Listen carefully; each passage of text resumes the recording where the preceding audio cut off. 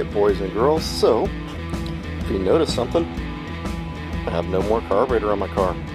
So what we're going to do today is, I'll probably take some small things. This is not going to be a how-to video, but what I'm going to do is put a set of Empi copy 34 ICTs on it. So let's go here and look. We got the big old box that it came in. In the box, they do give you fuel hose. They give you made in the USA fuel hose, and there's approximately, I'd say there's about 5 to 5.5 feet of it. They do give you carburetors and manifolds for whichever you choose. Dual port. This is a dual port motor. So I've already put the carburetors on the manifolds. They give you hardware for all of it. And one nice thing is they've substituted the 13mm nuts with 12mm nuts. And for those who've never put a set of dual carbs on a Volkswagen, you'll wonder why they do that. Well, so that you can actually get your wrench down here and put the nuts on, because they 13mm nuts usually run into problems with some manifolds of hitting. The carburetors have been ran at some point. They claim that they run them to make sure that they work correctly before they leave the factory. The fuel bowls smell of fuel. There was a tattletale sign when I had this off, you can't see it now, but they put a little bit of grease in the throttle shafts when they assemble it, and you could see where the vacuum had pulled that. A little bit of grease inside there. Usually looks like a little fan mark. And that tells me they actually did run it. It had vacuum at some point pulling down on it. There was no fuel in the bowls when it came to me. It just, you could smell the fuel in there. It was not ethanol either, was the next thing. As with any carburetor, I'd suggest you definitely go through and check and make sure there's nothing in the float hole. The jets were all clear. One carburetor did have a little bit of styrofoam in here. Just something when they packed it up, it hit right there, and then they put it in the bag. It wasn't a big deal. I just took the under here was a filter. I took that out. The filter would have caught it and just blew it out, and then put that back in. Not a big deal. But they do come with hardware. They I'll put that on later. Do come with fairly decent instructions. It has instructions for installing the carburetors. It has instructions for the linkage, and it has instructions on how to synchronize them. You will have to buy a synchronizer. They do not include that with it. Now, Empi probably has a, we'll say it has not the greatest reputation for stuff they produced in the past. But they are owned and ran by a different gentleman now, and he is definitely stepping up. The instructions are fairly decent. There's a few little things in here that were, like, I had to read it twice to make it understand. It could probably use a picture or two more, but this is not bad. There's some things that you buy and you don't get nothing, you know. They do tell you how to install it all, and, you know, talk about synchronization and all that stuff in there, and show you how to put the linkage. As we say, pictures are worth 1,000 words, if not more. Things I do like about this kit right now, I have not ran it yet, but for right now, this right here is pretty cool. This is a fuel T. This is brass. Fuel carburetor kits I've gotten in before from Empi that had Weber carburetors, that had Empi carburetors, and from other places like CD and Scat and all that, and back when Bug Pack was around, they would come with a plastic fuel T. And plastic's used on a lot of things now, and I know it's great, but you know what? An air-cooled Volkswagen, I like to have brass. I know it's not going to melt. They include a Coil relocation bracket now, which is pretty cool. So this goes behind where the fuel pump is to relocate the coil. That way the linkage won't foul it. That's an extra cost for them. That's really cool they did that.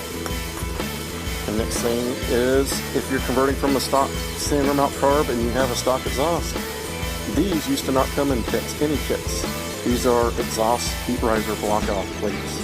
So these go on the heat riser area and block it off, because now with dual carb you don't have that. And I thought this was really cool, because it's probably a very small percentage of people that are actually going to need these. but they did it anyway, and that's extra cost for them, and they're soaking it up and providing too, so that's really cool. I'll keep these around, I'll use them for something. The next thing is hardware. Everybody, all the comments you're going to find on these carburetors are pretty much like hardware related, and the newer kits, this is 2019, have actual name brand. Oh, there we go.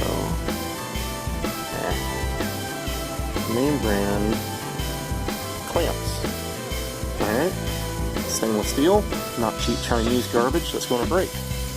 Always better than what you can get at your auto parts store right there, actually. And they have all the clamps. They have the throttle cable extender for somebody that might need that. There's probably a few cars that are going to need that at certain years. They also have, I don't know where it went, but they also give you a brand new barrel nut. They give you a hookup for your crankcase breather to go to the air cleaner if you're going to do that. Which, you know, in some places you might have to do that by law. They give you grease for the bushings, something I don't think they used to do before. And the hardware is not bad looking. We'll see how it all works. I'm sure some of the zinc plating will rust off, but you know, that's just the name of the game, especially if you live in a corrosive environment like I do. But we're going to get started here, and I'll show you some of the aftermath. I'll see you guys in just a little bit.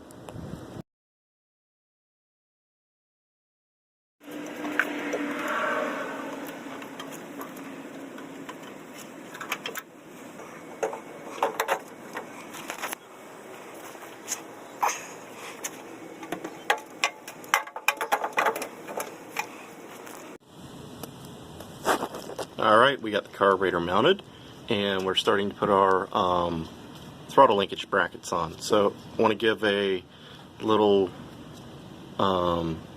instructional tip, I guess.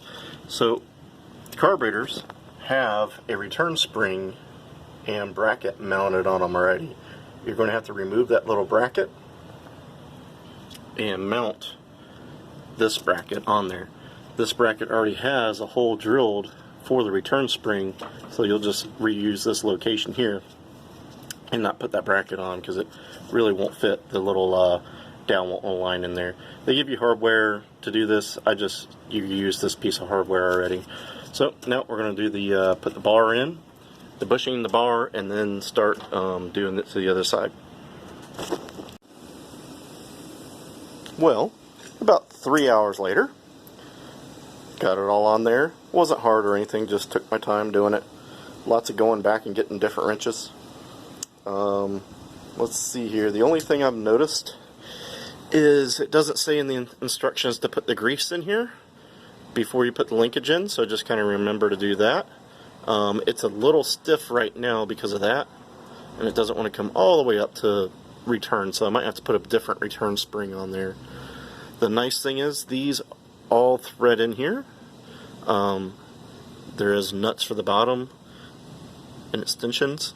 Get the linkage kind of set up. It's not set up all the way yet. It comes with the hoses and hose clamps. That was all pretty good. The back bolts on that manifold are kind of hard to get to, so tighten the back bolt first before you do the front bolts. Always a good tip. Other than that, it went really well to install it. So I still have to get fuel pressure, make sure it's not leaking, and then I can try and fire it up.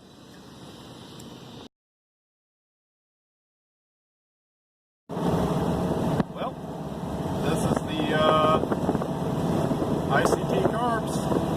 It's going down the road at 44 miles an hour. Running pretty good. There's a small little bitty hiccup just off idle. Might be the sink maybe out a little bit. The main thing is the carburetors are jetted a little fat for a 1600. They come with 150s in them, and I have a set of 140s that I'll try on it. But other than that, it's idling. I don't have my tack in here now, but it's doing good, guys.